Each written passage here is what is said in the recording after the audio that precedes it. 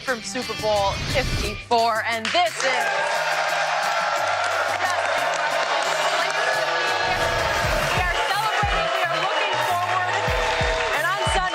Top two tight ends in the game will face off. George Kittle has been labeled as the league's best overall tight end for the Niners, while Travis Kelce has claimed the title of arguably the best receiving tight end in the game. And joining us now, three-time Pro Bowler Panthers tight end, Greg Olsen is here. Got a lot of pride here. Also, was at Miami. Yeah, so good to have you back here. It's good to be back. There's a lot of good memories of South Beach. And a lot of support. From my glory days, Shannon. I love my it. glory days. So I'm going to start with you on this one. Kittle or Kelce, who you got as the best? You know, I think both these guys are the best versions of tight end for both their teams, right? I think if you flip them, I don't know if they'd be as effective. You know, Correct. They're a run. 49ers, they're going to run the ball. You know, everyone knows how hard he's going to put his face in there and he's going to block. Then everything kind of comes off that. Maybe not the route runner, the pure guy in space that Kelce is. Now, you flip it to the other side.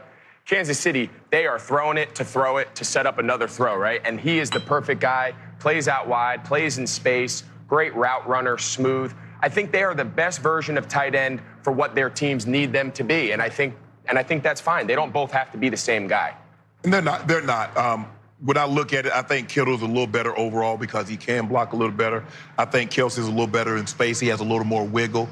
Both move exceptionally well to be big guys. I couldn't believe how big Kelce is. He's like 6'5", probably 260, 265, and can move, skip. He has the skill. I mean, he's what we call sinking your hips. He can drop his hips, get in and out of breaks. Kittle, like I said, I think Kelce's a little more polished route runner. I think Kittle is a little better overall. But I don't know if there's any two players that's that close at a position as these two guys are in the NFL. Because you look at quarterback, I think it's Patrick Mahomes, and, okay, there's a drop-off to the next guy. With these two guys, I mean, it's really literally, Skip, you're splitting hairs. To me, Kelce, and that's the direction you're going, he is the much better pass catcher and run after catch because he's like a wideout, man. And he's smart, he's savvy. Around the goal line, he and Mahomes got this wavelength that's just like crazy. Right, and that's part of it, too. They've played together now. They've played now 2 seasons. I think he's a little more advanced, the passing game, Andy Reid's passing game. Shanahan's going to run the ball. They're going to establish that, and then everything comes off those misdirects. And again, they don't ask Kelce to do a lot of it, so maybe he could in a different system.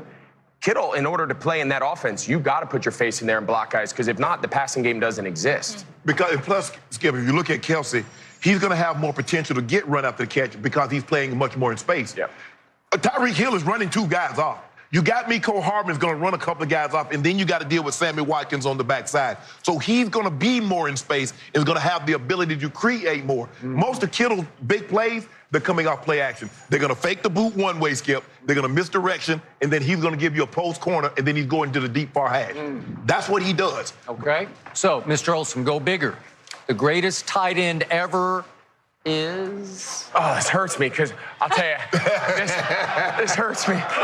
This hurts me. You know, I think I would go with Tony. I think I would go with Gonzalez. And let me tell you why. Let me tell you. You don't agree? No. All right. No, I don't. You were going to say me? No, look. Go ahead. You have the floor. For me, Skip, I believe it. I would have to say Gronk. I know he didn't play long, and he had a lot of injuries, but the numbers that he put up, the way he could dominate a game, I really felt that he could be the first tight end that could be Offensive Player of the Year or MVP. But then when you look at it, if he puts up monster numbers, the quarterbacks had to put up monster numbers, and they normally side with him. But George Kittle might be the closest. He can't score like Gronk can. Kelce could score like Gronk, but he could block and move like Gronk. The touchdowns has a lot to do with the system, right? So, I mean, for Gronk, he's in 1-2. He's in that mix for best. The difference is that system he was in New England, when they were down there in the red zone, he was getting it on first down. If it was incomplete, he was getting it again on second down. But why wouldn't you, right? I mean, Brady knew if they needed to score, they needed to play. He was getting the ball on first, second, and third down inside the 10-yard line. So opportunities create statistics in a lot of ways. The thing about Tony, and yes, in today's day and age, guys don't play as long. Guys' careers aren't as long. For Tony to play tight end and be that consistent for 17 years, I just have a lot of respect for it. I mean, guys that have played this game for a long time at a high level, That is so hard to do. And I don't think he missed but like 2 or 3 games in his career. You know, in some of those early years in Kansas City, they weren't great. He wasn't playing with Mahomes. He wasn't playing with Brady. You know, he had to really earn some of those productive seasons throughout the course of the year. And then, of course, the end of his career with Matt Ryan and that offense, he was able later in his career to continue to have good production. But I think for 17 years to be that consistent is pretty special. You've had a pretty special career, but I've always wanted to ask you this question, and it may qualify as a crazy question, and you don't even have to answer it. But speaking of the University of Miami, you played here. You got a bunch of them. See him? You never struck me as a you kind of guy. Like you don't have that sort of you edge to you, right? Yeah. So why did you choose the U, and then how was it to sort of fit in at the U on the football team? It's the best thing that ever happened to me. I grew up in a suburban town in New Jersey. You know, wasn't exposed to a whole lot growing up. Coming out of school, I originally went to University of Notre Dame. Some people kind of lose track of that on my journey. Went there for a couple months. And early on, my dad brought me down here. Butch Davis was the coach. Greg Schiano, who my dad had known for a long time from his high school days, was the D coordinator. Brought us down. I was a rising sophomore, stepped on campus. Santana and Reggie Wayne and all these guys. Kenny Dorsey was the young. And I said, this is where I got to be. Bubba Franks, Shockey was just coming in, and he was kind of a young ascending guy. And I said, this is my future. If I'm going to play tight end, I got to go here. Then I picked Notre Dame. And then after 2 months of being there, I said, no, this isn't right. Miami, there was something. Notre Dame right? I had an older brother who went there. If he wasn't in the picture, I probably would have come to Miami straight out of high school. Okay. Thought it'd be cool to play with my brother. He was a quarterback. Tyrone Willingham had that program really on the ascent following, you know, some of the turmoil they had between Bob Davie and then O'Leary and that transition. Soon I just came to realize there was something about it. From the first time I stepped foot on campus, I loved it. I came down here, loved the culture, loved being around the guys. It's a different locker room. It's a different way of life. But I'll tell you what, I met some of the best people, the hardest workers. A lot of my career, a lot of my success in the NFL was a byproduct of some of those early struggles in college, not thinking I was ever going to play. I remember my first day, I'm on the scout team as a freshman. I break the huddle to go out there. We're running Florida's offense, whoever offense we're running, and you break the huddle, and there's 9 first-round draft picks over the next 2 years. Sean Taylor, Antrell Roll, Vince Wilfork. I mean, I can go down the list. I remember I called my dad and I said, I'm not sure I'm ever going to play here, but it's beautiful. It's awesome, you know? And it taught me a lot. It taught me about working. It taught me that I wasn't always going to be the most talented guy. I was surrounded by more talent in that locker room than maybe at any point in my career. And I needed to find a way to succeed. I needed to find a way to close that talent gap. And that was a big reason why I was able to play so long. Did you get a lot of kidding the first year about you're the fish out of water? Yeah, I was definitely. But I met some of my best friends that year. I mean, the guys that they pair you up with in the dorms, living together from all different backgrounds. A lot of guys from the inner city here in Miami, going back after Wednesday. We would have Wednesday stretch, and we would go into Overtown or Liberty City in the morning and go to their local breakfast spot.